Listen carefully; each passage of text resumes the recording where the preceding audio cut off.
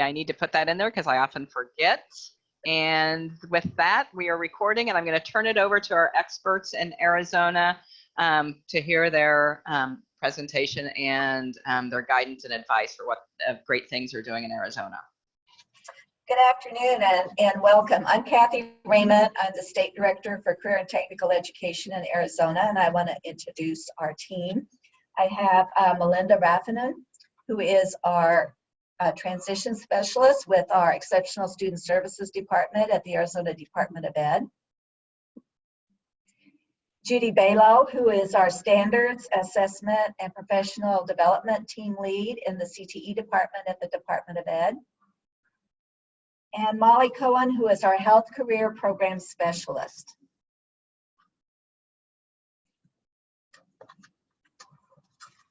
Well, I would like to start by saying that I think here in Arizona, CTE's biggest strength is collaboration.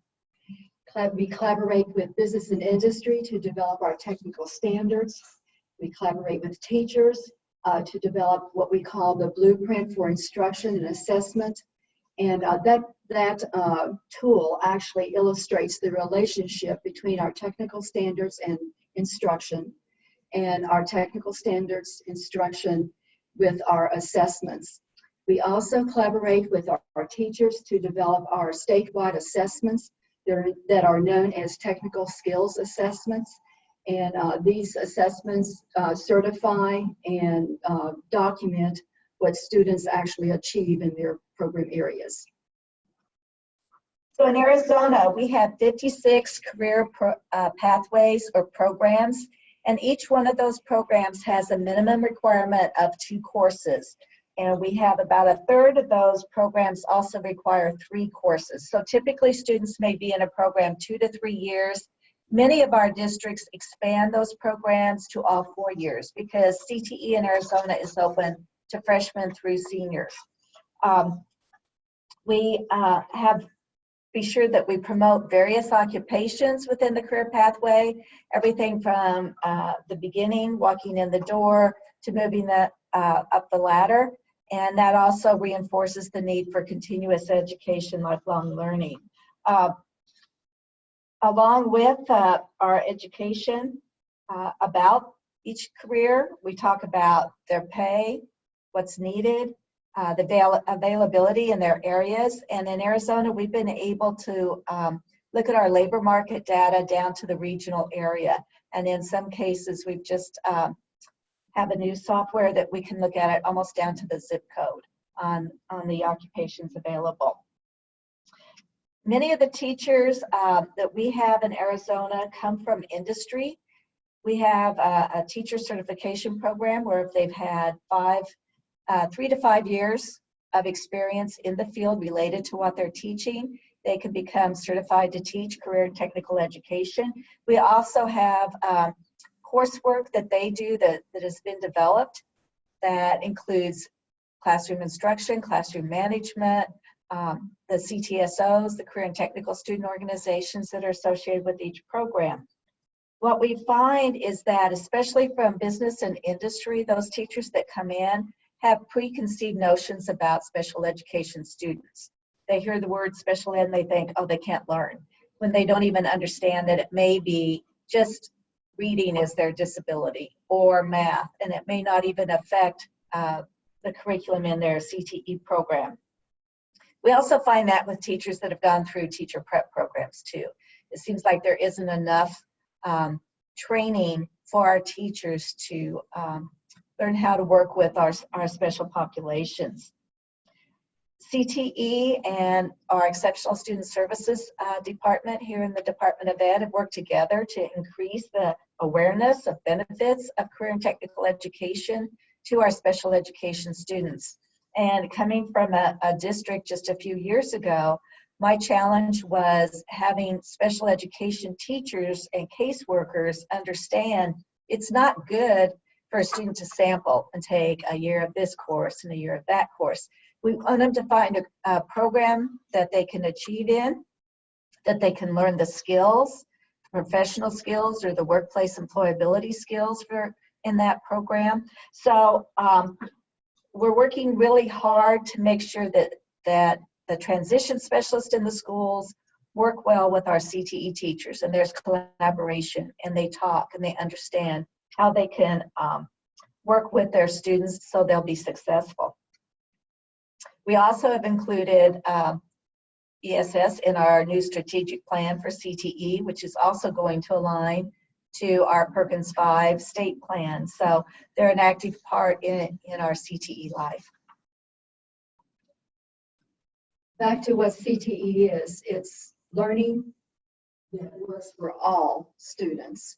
Yes, it's skills, trades, and it's applied sciences, and it's technologies, and it's career preparation. But CTE is also specifically about getting kids to school and getting them to graduate on time. It's about overcoming challenges in the classroom, such as student engagement and meeting diverse students' needs. And I think one of the most important things is empowering all students to be productive students.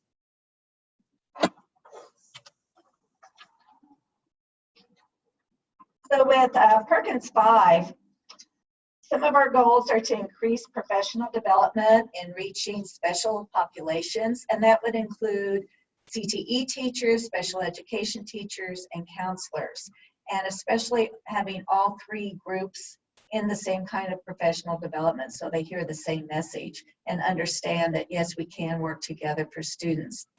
We also, in Arizona, we have a summer conference that's put on by the Association for Career and Technical Education in Arizona. We have approximately 1,300 teachers and administrators that attend this conference.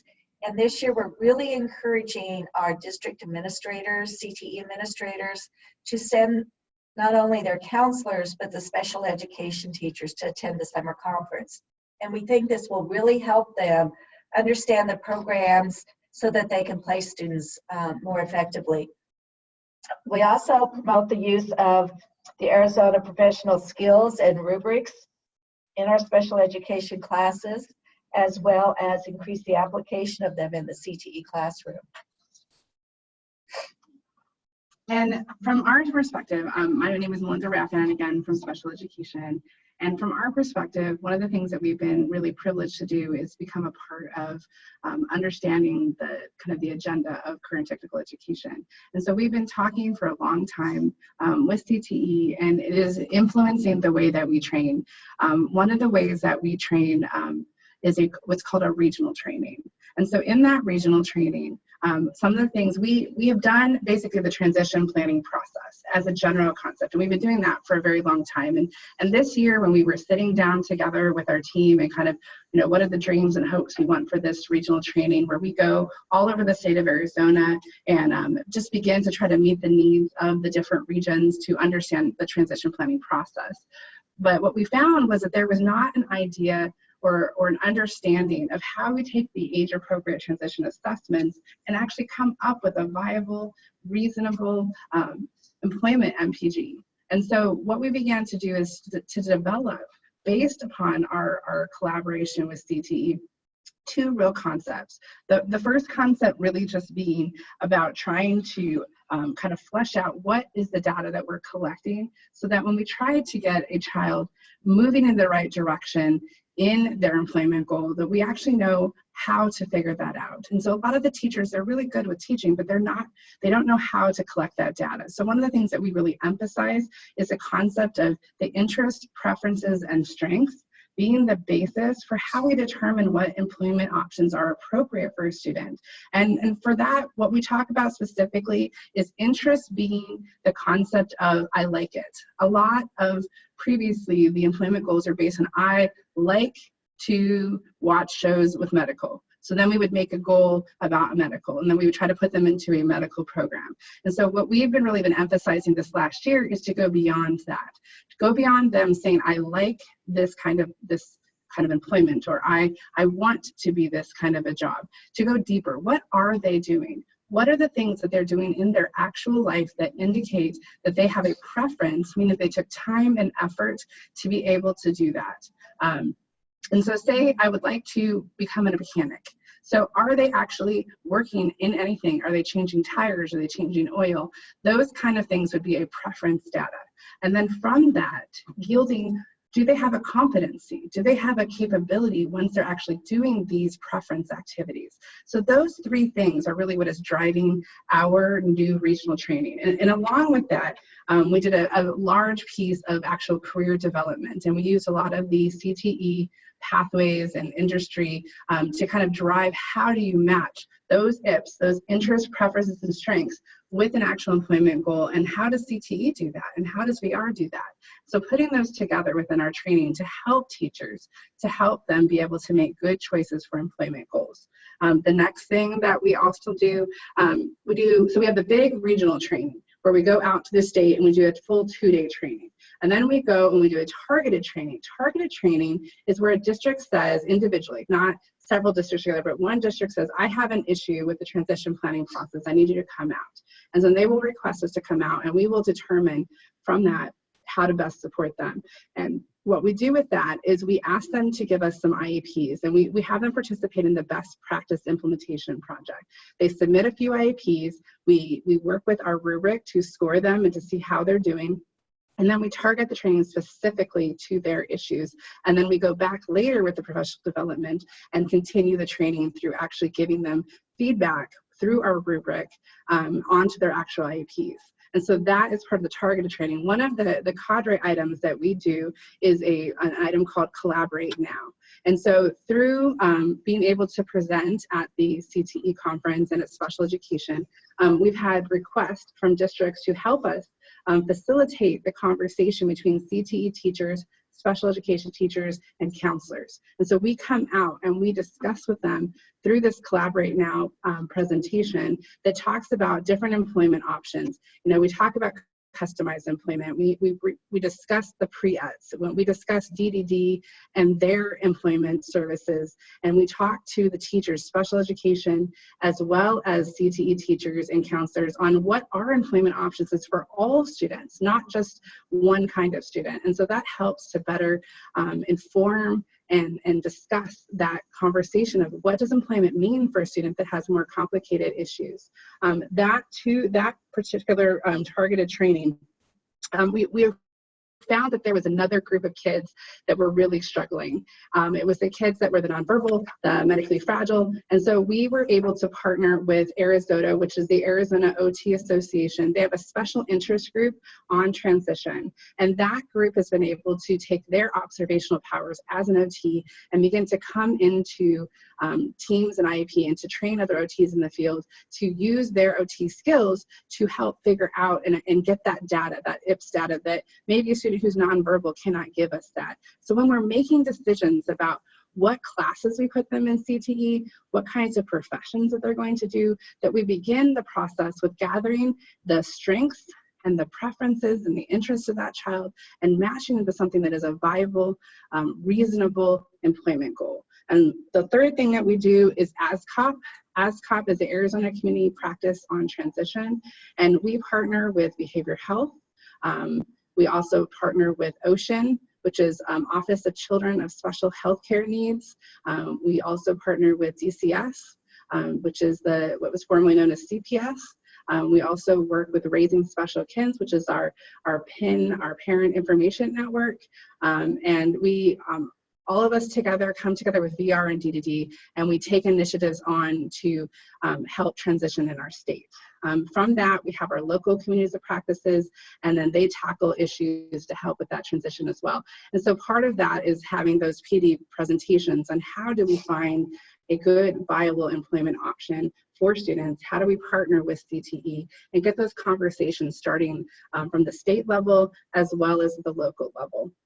The main focus of our professional development when we have these different kind of parties together, CTE, special education, VR, DDD, and as well as counselors and regular education teachers, we want to have them understand a framework, that framework being that we preserve the job, the task.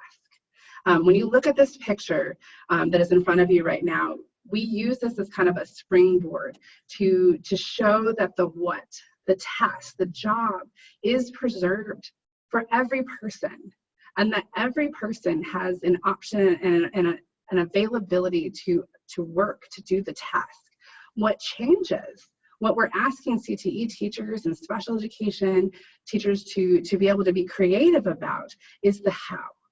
And that's where we're coming together more and more to be able to come up with different and new and innovative ways on how we access the task. The task being preserved, though, that is the hardest thing that we've been really working through this last couple of years, is allowing CTE to do their magic. We are about making competencies and allowing students to become employable.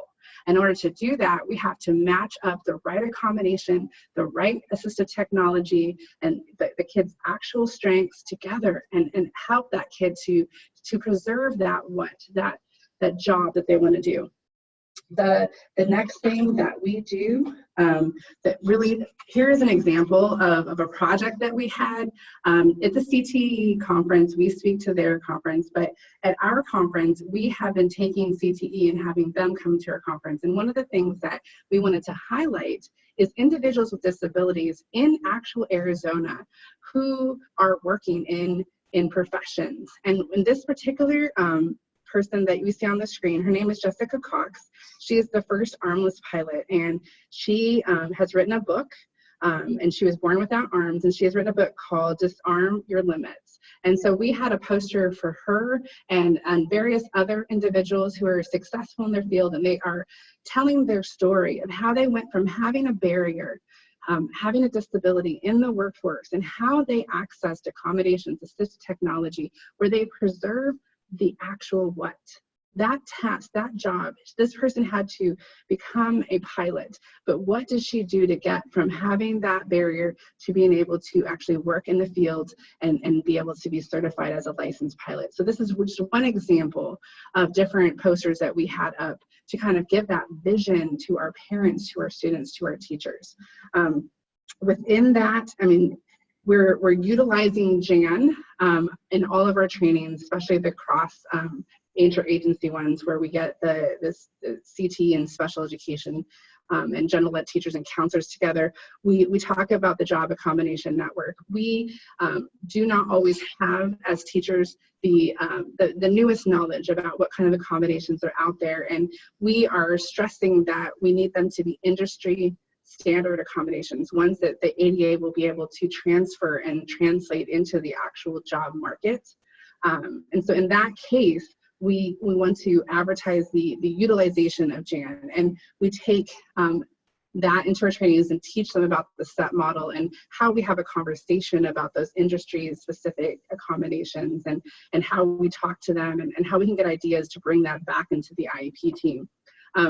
At a local level, our assistive technology department within ADE, they are doing their own trainings about assistive technology, but we also incorporate them into our trainings so that the teachers have an actual state contact as well as the JAN contact to troubleshoot issues. And so when we know a task in CTE or in an employment situation, we are able to come to the table and say, this is the barrier to complete this task. What ideas do you have?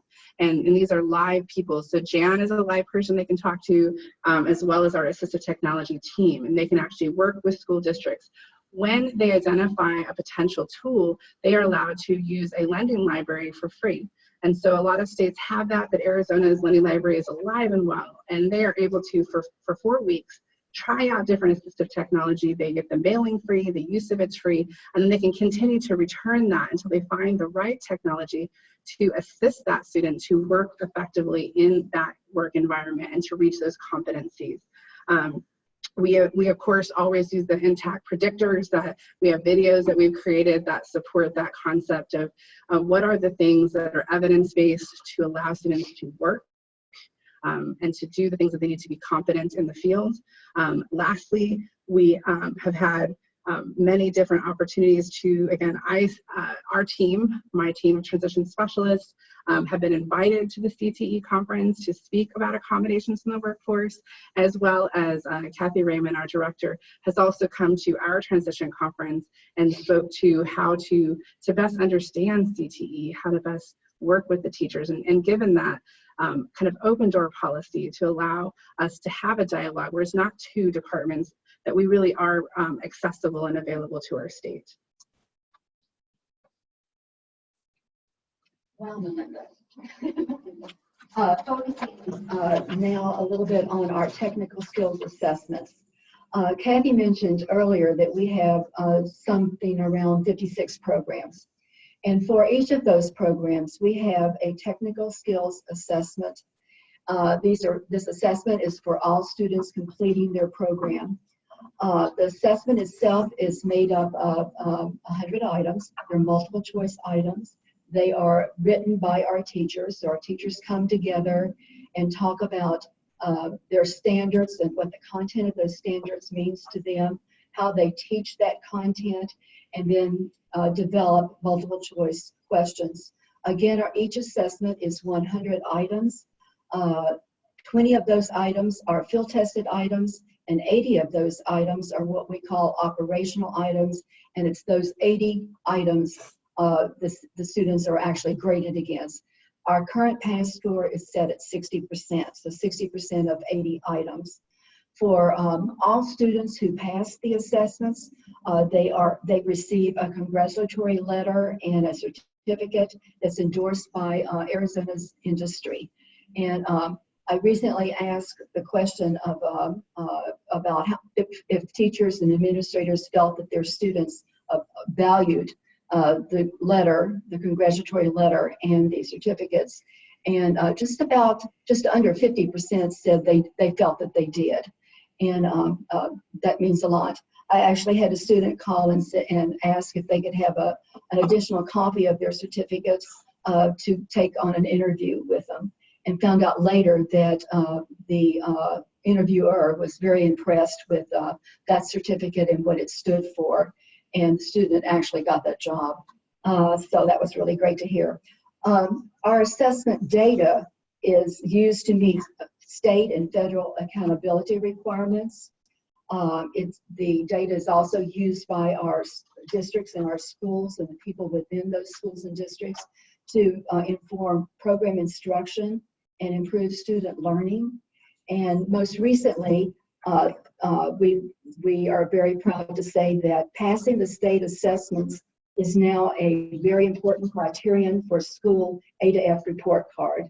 And we're very proud to be able to claim that. Above anything, CTE strives very hard for program and student success. And one of the things that we've done with respect to helping all students be successful, okay, is develop what is known as the Universal Test Administration Conditions and Accommodation Guide. Sorry for stuttering here. This guide provides instructions to increase test fairness for all students. And when you focus on test fairness, we're not just talking about psychological measurements. We're also talking about equitable treatment of all test takers. And one of the things we do for our special needs students is to provide certain things such as encouraging our teachers and our administrators to perhaps test students with disabilities in small groups rather than a large group, to extend the time for testing over several days. We also can have the capability for them to pause the test, and I didn't mention, but our tests are online tests. To pause the test, and the student can take a break and then come back and resume taking that test. We also, in some cases, have had the test read out loud to students, and a paraprofessional or someone else designated to actually mark the assessment answers that the student gives on that test. We have a report currently that identifies the number of special populations for each of our programs that are testing and that they are passing the test. We know we do know that we need to open up the conversation and talk more about what we can do with our for our special needs students. And you know, we have plans for doing that. But we are very proud that we can at least accommodate our students currently with some special activities for our taking our test. We recently, quite frankly, Melinda just wrote me a note because of something I forgot. And we recently made it available, the information available to our CTE audience that they could also use the Chrome extension that is a reader for students taking the test. And I think we had some success with that. So, okay.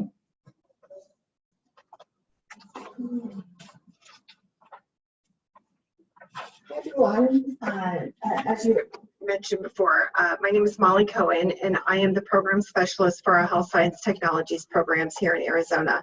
I just wanted to briefly go over with you one of our most recent programs that we've launched, and just to kind of talk to you about how, and as you've heard everybody talk about today, how we are making a very strong effort to ensure that all students, that our CTE programs are for all students. Recently, the Department of Education and Access partnered together to launch the Home Health Aide, also known as Direct Care Worker Program. It was launched August of 2018, this current academic year. And Access, just so you're aware, is our Arizona's version of Medicaid. So we worked really closely together to launch this program. And just very similar to all CTE programs here in the state, it's a 2-year program, and it's offered directly at the high schools, or in some cases at what we call CTEDs, which are our CTE central campuses. All right, so when we were looking at this particular program, most of our programs are well established, have been long running. This one we were able to be part of from the very beginning, which I felt really lucky to be part of that. But what we looked at in terms of our strategic goals, our top 3 strategic goals, the first one was, why do we need this program? And we found out in the state that we really needed an alternative for caregiving. Currently, prior to launching this, our largest program was nursing services. And nursing services is, most states have this program, but it is, you know, there's board oversight from the Board of Nursing, and so there are limitations on enrollment, and hiring can be a little bit difficult for some of our rural areas because of the qualifications needed. So they had a really big demand for students wanting to get into healthcare, but not necessarily enough programs to offer to the students. So we basically figured out that one of the areas that we could launch was this Home Health Aide program. And so what our second goal is that we talked to the state closely and talked about, Arizona, just like many other states, have it's a crisis level for a workforce shortage for health care givers. And we needed to find something that would also look at what can we give back to the community in terms of a pipeline for healthcare. And that was something that we also took into consideration. But we also, and this is what's a little bit different with a recent launch of a CTE program. To me, the most important piece of this is the environment and mindset change of inclusion. We wanted to just make sure that it included and accommodated special population students from the onset, and that eventually leads to employment and self-sustainment for those students that are in that program. That was something that was new, and it's a mindset that is from the very beginning. So it would allow everybody from the onset to just include, but to also just be mindful of the students that are in the program, but also help them to train to then be caregivers themselves. My mouth is dry, sorry. So that was something that was just really, really critical to us, and something that was a little bit different in terms of our launch. We were very, very fortunate to have the community connectivity and the support from the healthcare workforce has been just amazing. They can't wait to get our students. They are establishing pathways to ensure that the students, once they've taken the certification, that they can go right into the workforce. They're finding ways to make this work. And everybody agrees that, you know, pathways have been a really big conversation in terms of starting out and where the students eventually will go. But really importantly, this is it is the beginning of the path, but some of them may stay in that particular role or move on, but still it gets them thinking about healthcare and also just continuing on with to work with that workforce shortage that's going on in Arizona. The program launch was a great success. We just in August, we started, the program started with 15 programs in the state. It's already, I think we've added 10 more, and then we expect to have this doubled by August of next year. There's just lots and lots of interest in it, and we're really excited to just have everybody involved in it. And, you know, it's just been a great launch. So just something that's great going on here. What I wanted to talk about, one of the highlighting of CTE and special education working together is I was invited early kind of last year to a committee that I wasn't really sure where I was going. I was just going to go to this committee and listen in, and I found that I was the one education person at the table who was actually in high school. Everybody else was adult providers, and they were talking about the crisis of the direct care worker and how can they get workers and how do we get individuals who are on disability into the workforce, and potentially talk about how individual disabilities can be peer mentors to each other and be caregivers and show that they can work and actually have a competency to work in the workforce, and specifically in this direct care worker, being in attendant care, I mean, any of that kind of thing where they can actually find work that is where they're competent. And so as I'm sitting at this table, I said, have any of you guys thought about CTE? And because I was the only person in the room who was an actual educator, not just an adult provider, they're like, well, yeah. I mean, we were thinking about adults, but yeah, youth, let's talk about that. Well, at the very exact same time, Molly and her team was already talking with Access about this whole concept of the home health aide and getting it aligned to standards. And what came of this dialogue amongst VR and DVD and just people all across the state trying to figure out how do we get people into this profession. The Governor's Council on Developmental Disability was hosting this, and they were the kind of the springboard for how can we support CTE? How can we support the appropriate launch of their successful program? And one of the things that when we asked them, how can we help in this program, we need to find businesses that'll partner, we believe in hands-on learning. We believe that if we get them in the field and they actually get to do the tasks of the work, then they will be more comfortable and capable and competent in this particular workforce initiative.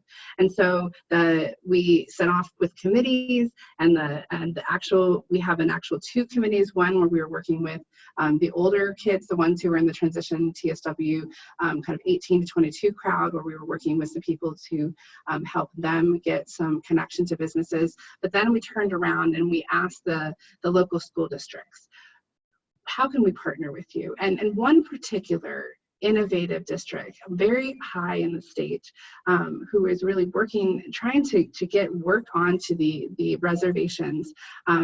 They were the first to start this program a year ago, so they're a little bit ahead of the curve of the other schools that are doing it. That amazing CTE director just took time to speak with me when I was up there in Kayenta and said, you know, we really are trying to get businesses involved in this program, and they already had several programs that had been working for over a year in this.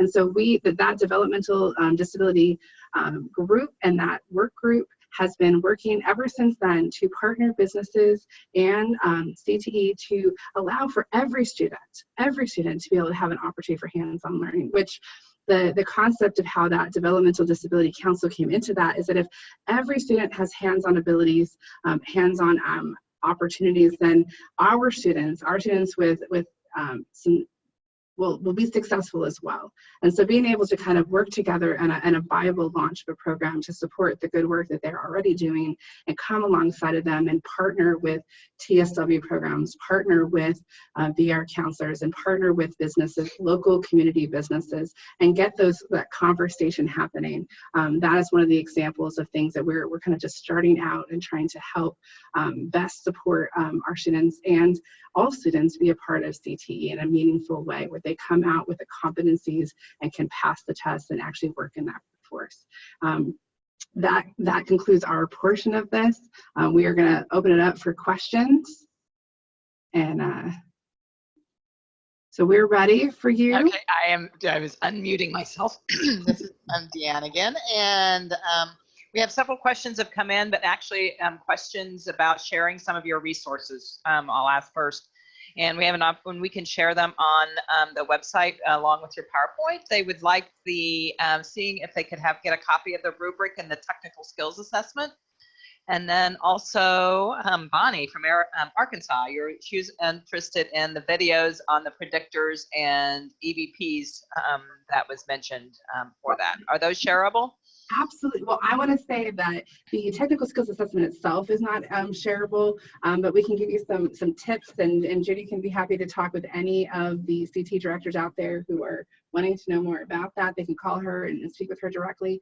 The rubric is actually already on your website. You have already given that out, and we will make sure that people know where on your website that transition planning process rubric is. The videos are actually on our website. We have 3 of them. We have students from Arizona who were locally interviewed, and they are discussing those predictors of post-school outcomes. They are out there talking about them and how those predictors helped them to get transition appropriately from high school into the world of work and into post-secondary.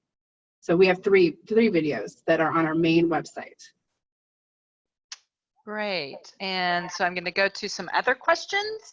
And Marianne Davis, I'm glad to see you on, who's the director of another technical assistance center relative to youth with mental health needs. And so she asks, overall, what is your experiences with students with psychiatric disabilities, specifically serious mental health conditions such as bipolar, PTSD, or mood anxiety disorders? Are there ways in which this population has different needs that you can support?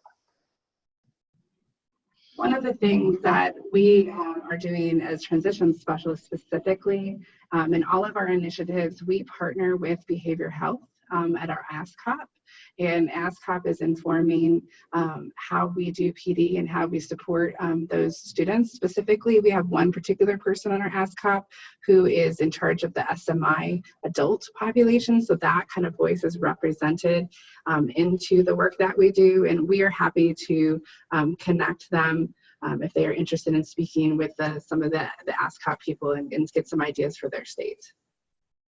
Okay, great. Thank you, Melinda.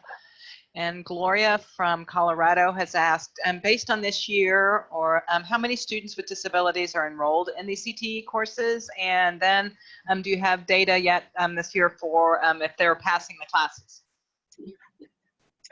We have that data, but not with us. I would say it's close to 20%, but that includes all of our special populations, which are the English limited speakers, the economically disadvantaged, the teen parent. And we know that there are many students that fit all those categories. We find that very often. And with the new Perkins, they've added some other special population categories, such as homeless students, students that have aged out of foster care, and those students with parents that are active duty military. So we are working to break all that data down in our system. I don't have the total enrollment number right now for special populations, but we could probably get that for the 18 school year. Okay, great. Thank you. I figured you were data driven. Mm-hmm. And can we have another question about the series of trainings so they can get a better understanding of their role as a TSW facilitator? So The training that my department is that, I just wanted to clarify the different trainings. We do regional trainings, which are local areas where multiple school districts can come together. That's a 2-day training. It goes through the entire transition planning process, start to finish. They come out at the end with a transition plan where they take raw data, age-appropriate assessment data, and you go from that, and we actually walk them through the steps to be able to come up with an employment MPG, link that to our recommended process of having education and training, and then independent living MPGs that really allow independence in the employment and the education and training arena. And then we walk through each of those components all the way to the end until they actually write a plan with that raw data. And then at the end, we provide feedback to them with our rubric on how they think that we're having them work as if they were trying to score a 4, which is our top score. And then they get the rubric, they get all the things that we use to do that. And then we actually take that back to our department. We go back and give them direct feedback to each participant. How did they do? They believe they got a 4. Well, here's what we thought, and here's some ways that we can improve that. And then we offer to them after that to participate in that best practice implementation project themselves. So they could submit IEPs that they wrote before the training and then after the training. And then we coach them until they are really comfortable with that process. So that's kind of the large scale professional development. The smaller ones, again, are the targeted, where we go out to a specific district, and then we do that same before and after support. But we've also, a lot of CTE directors, because of our ability to come to the midwinter conference and the summer conference, are starting to hear about this conversation. And we have, my department has been invited out to districts. One was a launch this year where we launched for 250 CTE and special education staff to come together, and we launched their school year with this Collaborate Now particular professional development, which talks about employment levels and different accommodations in Jan. And so those CTE directors are inviting special education to the table. And then recently, having counselors, CTE and special education together in a room to have that same kind of concept of how do we talk to one another? What role do we each play in that transition planning process? And how do we work together so that the actual document of the IEP is actually coordinated, that the activities are actually coordinated? And so those kind of activities, those are the targeted trainings. And then of course the small, short presentations that we do at each other's conferences. So just different options as far as what we offer to our state. And we go out to all over the state as requested. We just have to have a district say, we would like you to come out, and then we make arrangements to whether we can come out and when. And so that is something we offer for free to all the districts in Arizona. Okay, thank you, Melinda. We have a question from Alex, which is a common question I've heard from other districts, is have you experienced with technical schools or programs being reluctant to serve students with disabilities or be creative to work on accommodations? If so, how have you worked through that barrier to gain their buy-in to serve students with disabilities? Well, some of our technical districts are a little bit different, but most of our satellite campuses, which are high school campuses of the central districts, know that they have to accommodate. It's part of our Perkins funding, and even with the upcoming Perkins V, it's going to be an even bigger role in it. In fact, there is a federal requirement that 10% of our allocation must be used for recruitment of special populations into CTE programs. So that's going to put a different emphasis on some that have been reluctant to do that. And I think part of it is education. We need to train even those administrators that students can learn and achieve in any program. Okay, great. And Andy from Arizona, who's also part of this great team, said that the transition planning rubric is also available on NTACT's website. And I should have known that for that. Let's see if there's other questions for this. Oh, and she even provides a link. Thank you so much, Andy. Are there other questions typing in? If not, I have some questions that the participants who registered for this, you asked while you were enrolling for this webinar, and because we have a few minutes left, is I'm curious for how Perkins V grant will impact students with disabilities. And this is sort of a broad question. Right.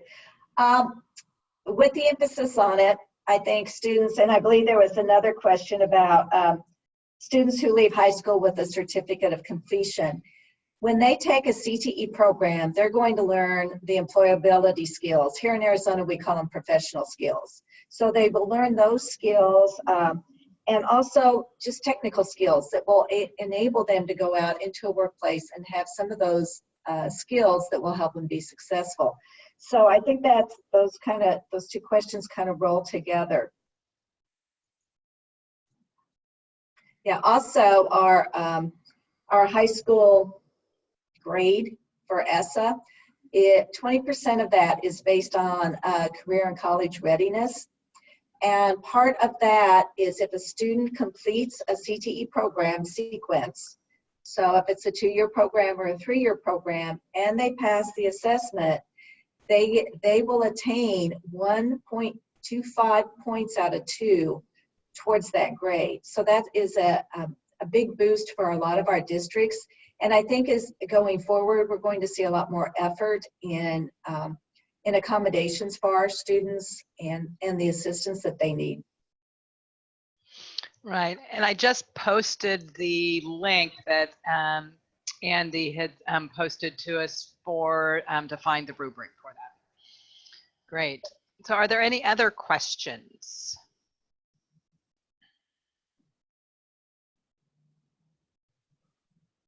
I think one of the other questions I saw that was turned in ahead of time, it asked, are other states taking advantage of this grant?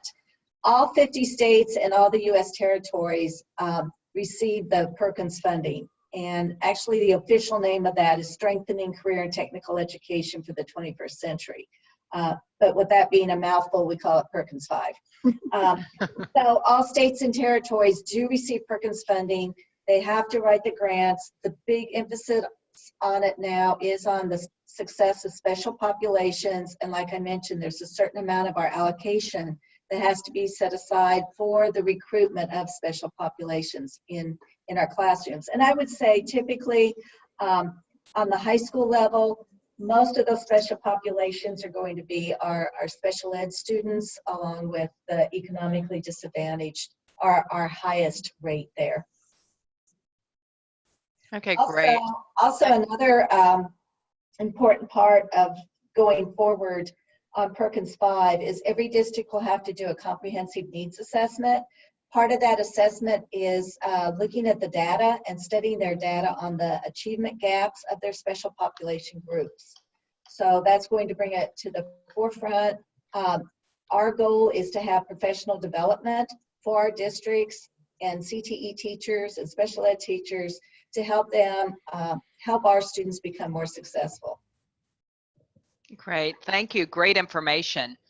We have another question from Colorado from Gloria. How have you addressed the competitive nature of CTE enrollment in a school? Only so many spots for students and students with disabilities given the same opportunity.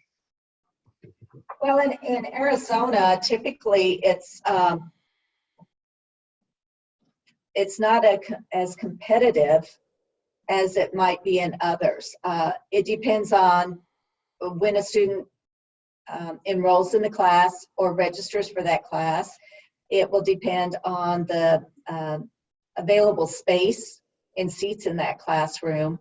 But for the most part, sometimes maybe our central technical education districts might have some of those that fall through the gaps.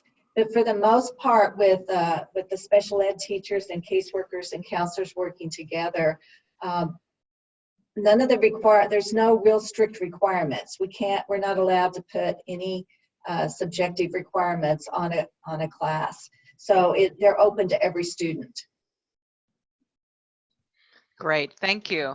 And Kim Osmani from the White Technical Assistance Center has asked, wanted confirmation that 20% of Perkins funds must be spent on special populations. And there's a wide range of special populations, just not students with disabilities. Right, right. And I named those categories. It's 10%. There's a 10% amount of the state's allocation that must be set aside specifically for the recruitment of special populations in and retention in CTE programs. And then as districts complete their needs assessment,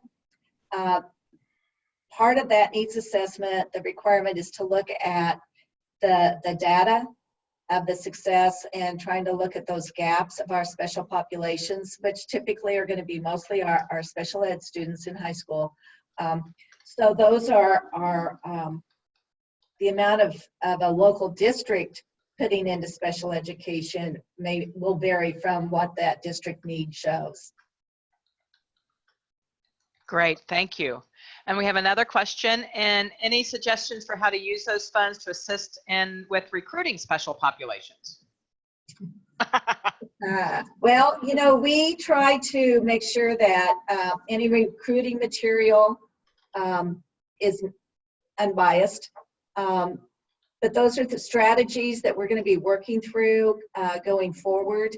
I know part of our strategic plan that we mentioned earlier, we'll be developing strategies, because that will be one of our goals, is to increase the success rate for our special populations, and especially our special education students.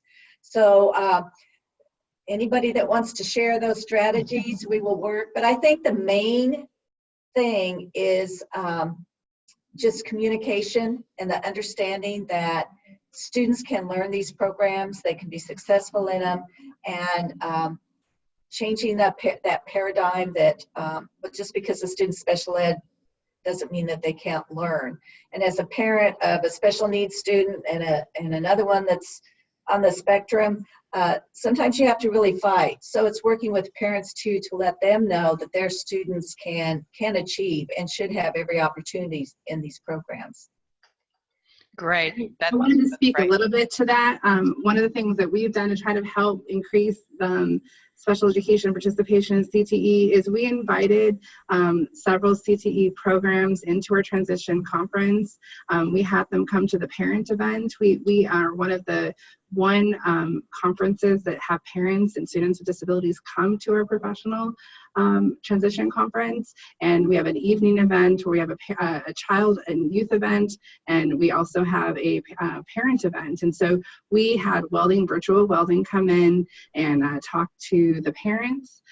We also had a detailing company come in and talk about alternative pathways within the automotive industry.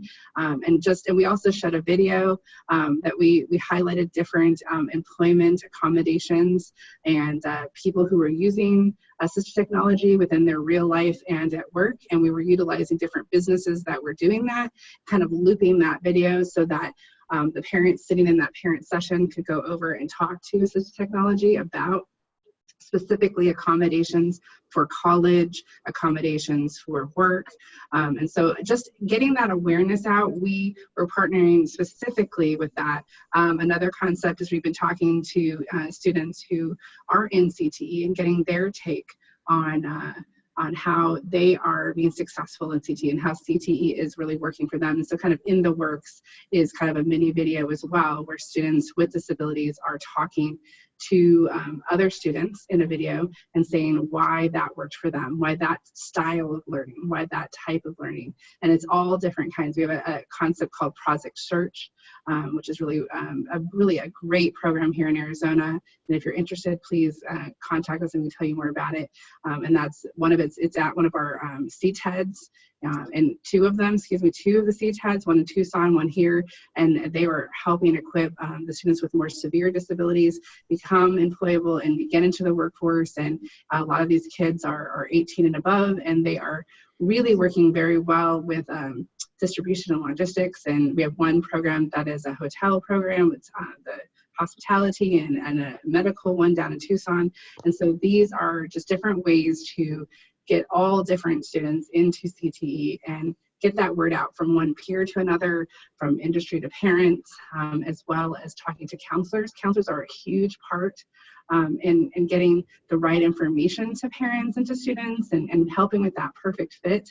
I think a lot of times our PD efforts to help counselors know really from our perspective that IPS, again, that interest, preferences, and strength, when they know their part in that role, they're really able to connect and see the right kid for the right program, and getting the counselors in CTE and special education talking together has been really the best that I've seen at a local level. And with that, I will pass. Thank you. Yeah, we're gearing up towards the top of the hour.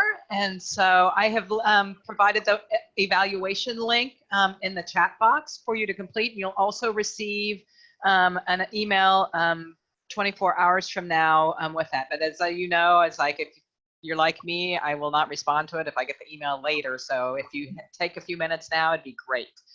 We really thank you and want to invite you back on February 14th at the same time, and to have another CTE focused webinar from NTACT on using post-school outcome data and career and technical ed data to make programmatic decision making. The Oregon Department of Ed team, much like Arizona's, will be sharing that information. So thank you, and look forward to seeing you all next month. Thank you, Arizona. Great information. I appreciate it. Thank you. Thank you. Stop recording.